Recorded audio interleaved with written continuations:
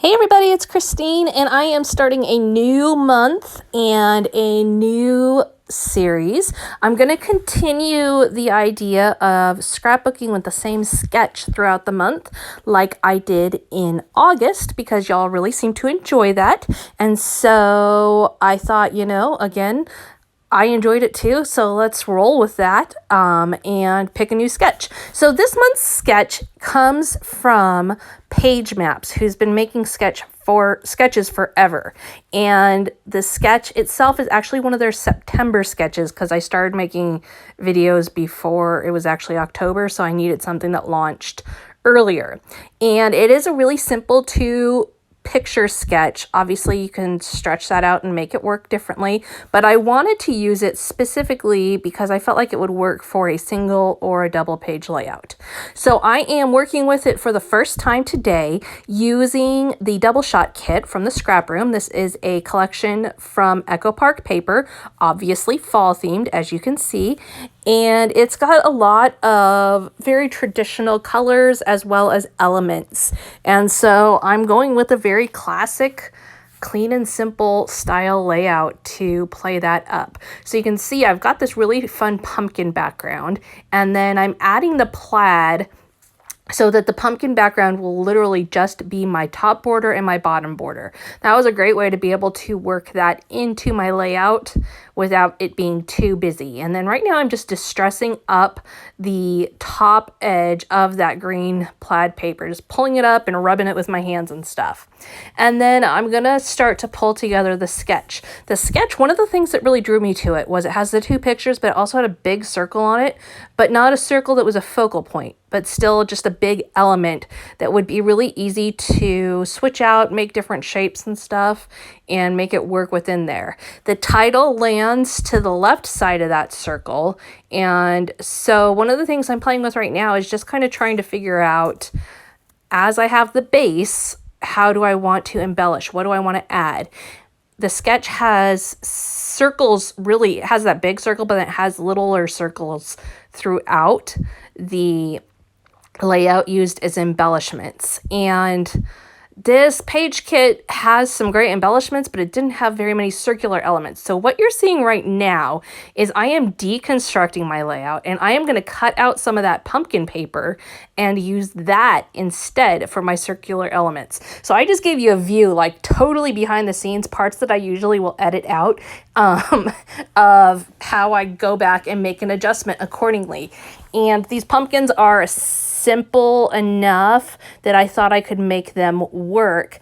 I also thought they might fit in my circle punch, and I might be able to just punch them out and have a little bit of a border around the pumpkin. So now I'm trying to get my pictures back on there straight, and then I'm going to start to roll through and see if I can make this work. Now I've got a circle punch that's 1 1/4 inch and 1 1/2 inch. And so I'm just going to kind of look and see if either of those would work well for it. And it looks like the 1 1/4 inch worked really well. So I'm going to just punch a bunch of those circles out. And you can see I did it so that I could see the pumpkins. I kind of flipped the punch over and used my strong grip to punch them out. But this was just a really easy way to, number one, bang for your buck, because if you can get embellishments out of patterned paper, that is totally winning. Second of all, it also brings the pumpkins from up above down into the rest of my layout. And so that is a nice tie-in, bringing the whole thing together. Now you can see I cut out some additional circular shapes from that darker red maroon paper, and I'm just trying to figure out if I want to include one of those or two of those. Neither are on the sketch, and so bringing that in as my own element. You can see that I've got those circles, those pumpkin circles down there, and those are a really nice complement down at the bottom. And just, I'm just kind of trying to figure out, how do I make this work for me? What's going to be the best? This is the kind of layout that I probably struggle with the most. Very classic, very traditional, and I like to put a clever twist on things, and I'm not finding a way to put a clever twist on things in this case. And so that is always a struggle for me when I feel like it's oh, just has such a strong traditional feel to it. I want to kind of rebel, I guess, and make it not too traditional. And so that, just messing around with things, trying to figure out if there's some way I can make this really, really different, really unique, really jump off the page instead of just another fall layout. And I would say it's even more of a challenge when you're working with product that has the very traditional elements within it. So like in fall's case, you've got these colors like are always in fall collections. A lot of the designs, very traditional. That plaid is very traditional. Whereas if you have a collection that has like some funky colors thrown in, that helps to make it a little bit easier to think out of the normal mode. Now, all that said, in the end, it doesn't really matter. That's just my personal preference of getting things mixed up a little bit more. But it's still going to produce a beautiful layout. So sometimes I get myself all tense and overthinking things on this stuff, and I really don't need to. It really can just be a beautiful layout and not have any clever or funky elements, and it will be okay. I do think my circle pumpkins are a little bit of a nice twist here, and what I ended up deciding to do is to use them both along the bottom of the pictures, but also in some clusters surrounding the pictures. It doesn't quite make a perfect visual triangle, but it still draws all of them together, draw the eye in. So that's a good win. I'm also going to use this little tag over to the right as an embellishment. The sketch does call for the right-hand side of the layout to have journaling. And as you know, if you watch here regularly, I usually keep my journaling to the back side of my layout so that it's private. But I am 100% all in on adding subtitles, little printed journaling things that come from within the collection and stuff on the front side. And so this worked well for that case.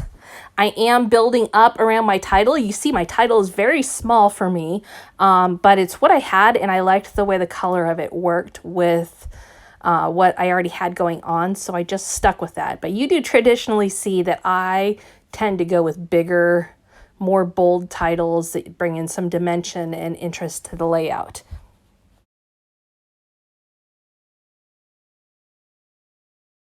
I do want to point out also, just because it's fun, these pictures are from recently, like just a week ago. Somebody delivered a gigantic pumpkin to our front porch. Like, I don't know, probably 100 pounds. It's huge. And I mean, big enough that I can sit on it and it doesn't even feel like I'm going to break it. So it's a really cool fall element to have on our front porch, and we'll probably never see another one that big, so it was just a really fun treat. We opened up the front door, we saw it sitting there, and we were like, whoa, where did that come from? And we have our suspicions, but it was meant to be a surprise, so we're gonna let it be a surprise. So you can see I'm kind of finishing things off. I've got these cardstock stickers over here. None of those are really exactly what I'm looking for, so I'm not going to push too hard there. I am going to add some enamel dots in to add in just another circular element. But you can see it turned out to be a very traditional, classic looking layout. Really the only super clever twist today was just punching those circles out to contain the pumpkins and make my embellishments with that.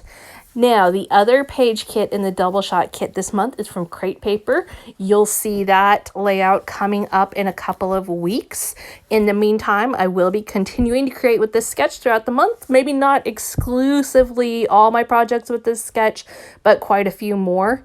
So definitely be keeping your eye out for that.